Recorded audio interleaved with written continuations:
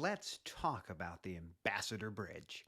Hi, I'm Matthew Leffler. It's Saturday, and I want to talk about the Ambassador Bridge, the most interesting and controversial bridge in the world.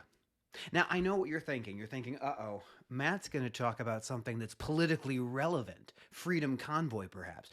That's where you're wrong. The most interesting thing about the Ambassador Bridge, at least for me, isn't about what's happening today or yesterday. What interests me about the Ambassador Bridge is its history. And so I want to take a few minutes to tell you about this bridge with the hope that when we're all done, you're going to go on a Wikipedia adventure and you will go learn as much as you can about this incredible institution that unites our country, the United States of America, with Canada. So let's talk about the bridge. 1929, things are a little bit different. The way we used to move goods is changing. The internal combustion engine means that you can move things in ways you've never been able to do before. And that requires new types of infrastructure to move goods all across the world.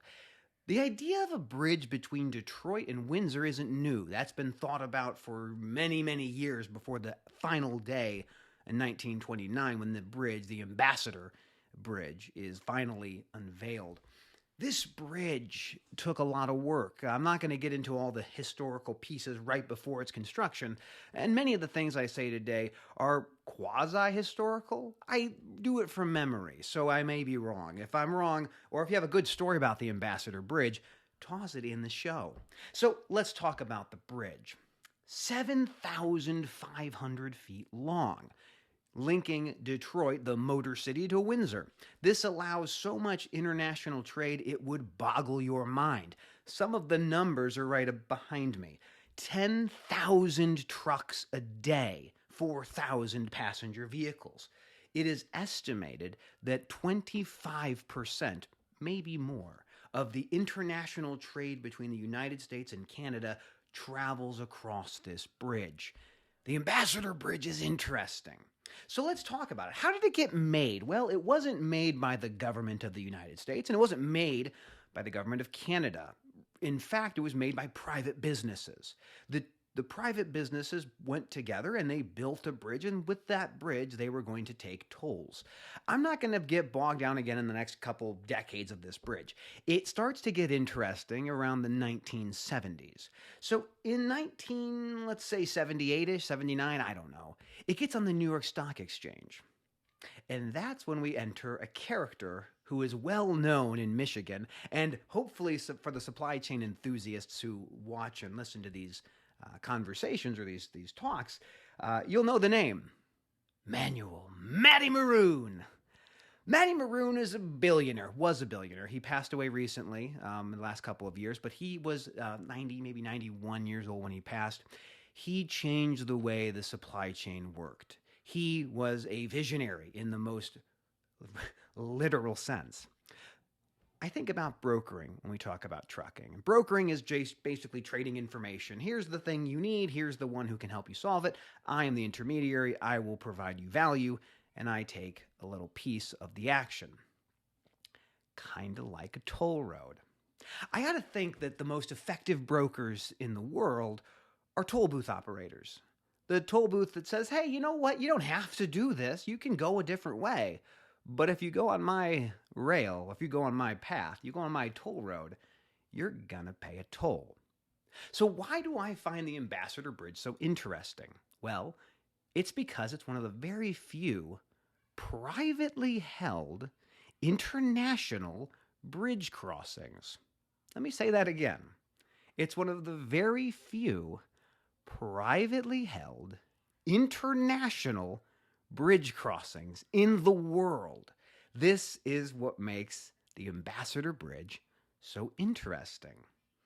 Both the Canadian side and the American side are owned by the same company.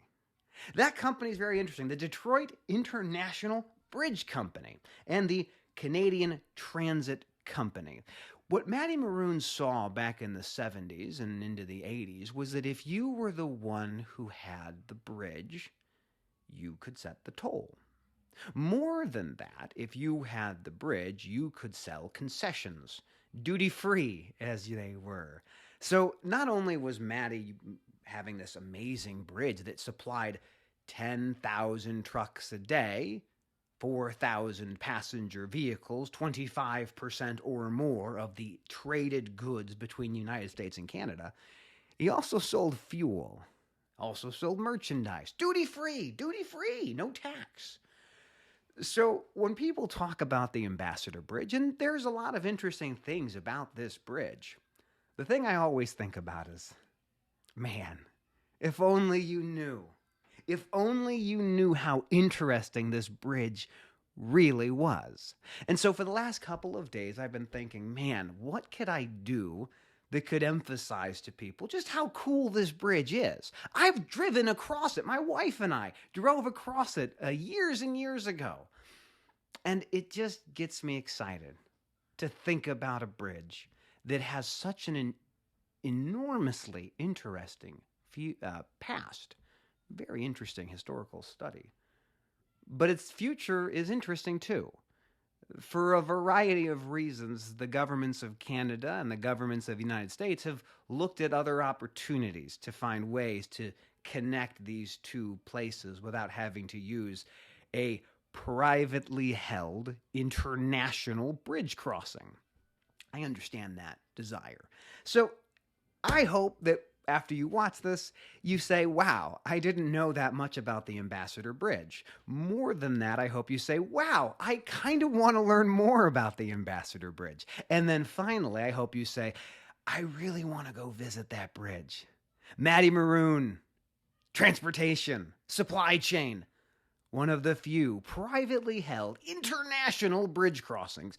There's a treaty in the mix of all of this too.